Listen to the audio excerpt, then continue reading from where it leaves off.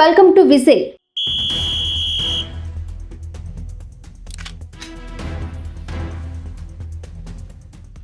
జమ్మూ కాశ్మీర్ చరిత్ర సమస్యలపై చర్చించే 25 పుస్తకాల మీద అక్కడి లెఫ్టినెంట్ గవర్నర్ మనోజ్ సిన్హా నిషేధం విధించడం భావ ప్రకటన స్వేచ్ఛపై తీవ్రమైన దాడి.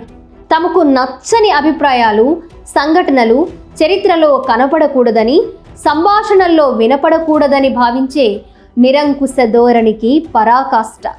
దాదాపు 100 ఏళ్ల క్రితం ఆంధ్ర విశ్వవిద్యాలయం లైబ్రరీలో కమ్యూనిస్టు సాహిత్యాన్ని అధికారులు దాచేసే ప్రయత్నం చేయడాన్ని ఎద్దేవా చేస్తూ ప్రముఖ పరిశోధకుడు ఆరుద్ర సనికాలు దాచేస్తే పెళ్లాగిపోతుందా అని వ్యాఖ్యానించారు. అదే విశ్వవిద్యాలయ ప్రాంగణంలోనే అబ్బూరి రామకృష్ణారావు అందించిన అభ్యుదయ రచయితల మేనిఫెస్టో చదివే శ్రీ అరుణారుణ కిరణాల ఆగమనాన్ని ఆహ్వానిస్తూ మహాప్రస్థానం గీతాలు రాశాడు. దాచేస్తే, నిషేధిస్తే చరిత్ర నిరంకుశ పునాదుల కింద అణిగిపోదు, ఆగిపోదు. ఆ పుస్తకాల్లో భావాలకు, నిజాలకు నికరమైన బలం ఉంటే అది అంతకంతై ప్రజ్వలిస్తుంది. అరచేత్తో సూర్యోదయాన్ని ఆపలేమన్న సార్వత్రిక సత్యాన్ని ప్రబోధిస్తుంది. ఈలోగా బయటపడేది నిషేధం నెపంతో భిన్నాభిప్రాయాల గొంతు నొక్కే పాలకుల దుష్ట పన్నాగం, దుర్బుద్ధి మాత్రమే.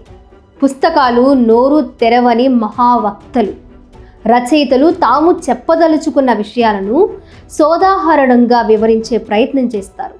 తమ రచనకు బలం చేకూర్చే సంఘటనలు, గణాంకాలు జోడిస్తారు. సృజనాత్మకత సాహిత్యమైతే ఎంచుకున్న అంశం చుట్టూ కథా కథనాలు అందంగా అల్లుతారు. ఆయా పుస్తకాల్లోని మంచి చెడ్డలను గ్రహించడం, తమకున్న జ్ఞానంతో బేరీజు వేసుకోవడం పాఠకుల పని. ప్రజలకు నచ్చితే పుస్తకం వర్ధిల్లుతుంది, ఒప్పకపోతే మూలకు చేరుతుంది. ఆయా పుస్తకాల్లోని చరిత్రపైనో, సంఘటనలపైనో అభ్యంతరాలు, భిన్నాభిప్రాయాలు ఉంటే ఎవరైనా వ్యక్తం చేయొచ్చు, చర్చించవచ్చు. తప్పులపై సోదాహరణంగా వివరించవచ్చు. ఇదంతా ప్రజాస్వామ్యబద్ధంగా సాగాల్సిన ప్రక్రియ. ఒక సమాజంలోని మనుషులందరూ ఒకే రకమైన అభిప్రాయాలతో ఉండాల్సిన అవసరం లేదు.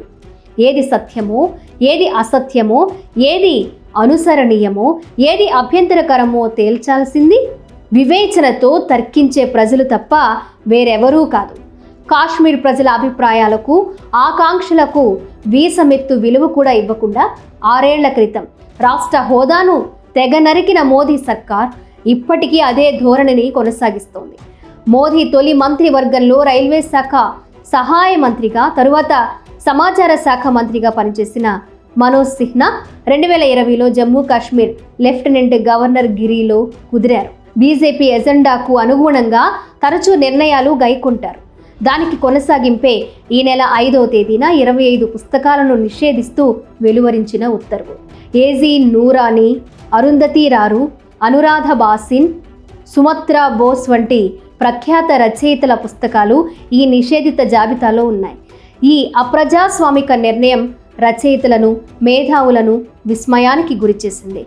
సాహిత్య, సాంస్కృతిక కళారంగాల మీద, పత్రికలు, పుస్తకాల మీద నిషేధాలు, నియంత్రణలు విధించడం బ్రిటిష్ కాలంలో హెచ్చుగా సాగింది. మాలపల్లి నవల, మా కొద్దీ తెల్లదొరతనం గేయం వంటివి ఇలా నిషేధానికి గురైతే చిట్ట చివరికి ఏం జరిగింది? నియంత్రించాలనుకున్న పాలకుల పలాయనం చిత్తగించారు. ఆ నవల, పాట చరిత్రగాను, స్వాతంత్రోద్యమ స్ఫూర్తిగాను జన హృదయాల్లో మిగిలాయి. ప్రస్తుతం దేశంలో చరిత్ర, సాంస్కృతిక ప్రాంగణాలు విద్వేషిత విష జాబితాతో నింపబడుతున్న దృశ్యం దేశభక్తులను ఆందోళనకు గురి చేస్తోంది. విచ్ఛిన్నకర ఉద్దేశాలతో ప్రజల సామరస్యాన్ని, సౌభ్రాతృత్వాన్ని చెదరగొట్టే సంకుచిత భావ వ్యాప్తి ఉధృతంగా సాగింది. విఘ్నత గల పాలకులు అలాంటి విద్వేష శక్తులను నియంత్రించాలి. సహనాన్ని, సంయమనాన్ని, సహోదర భావాన్ని, భిన్నాభిప్రాయాలను గౌరవించే జ్ఞానశీలతని పెంచే చర్యలను చేపట్టాలి.